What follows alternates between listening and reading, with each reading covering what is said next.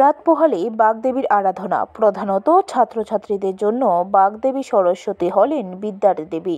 শাস্ত্রীয় বিধান অনুসারে প্রতি বছর মাঘ মাসের শুক্লা পঞ্চমী তিথিতে সরস্বতী পূজা আয়োজিত হয়।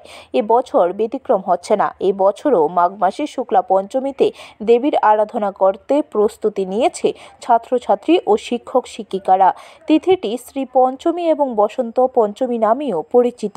ছাত্রছাত্রীরা বিদ্যার দেবীকে অত্যন্ত নিষ্ঠার সঙ্গে পূজিত করেন। এবছর দুদিন পঞ্চমী তিথি, তাই রবিবার এবং সোমবার দুদিনই শ্রী পঞ্চমীর দিন অতি প্রত্যুষে বিভিন্ন শিক্ষা প্রতিষ্ঠান, ছাত্রছাত্রীদের গৃহ ও সার্বজনীন পূজা মণ্ডপে দেবী সরস্বতীর পূজা করা হবে। এর জন্য বাজারে ভিড় বেড়েছে শনিবার সকাল থেকে। শিক্ষক শিক্ষিকা ও ছাত্রছাত্রীরা প্রতিমা ক্রয় করার পাশাপাশি পুজোর সরঞ্জাম ক্রয় করতে ব্যস্ত দেখা গেছে। পাশাপাশি এদিন ব্যস্ত ব্যবসায়ীরাও।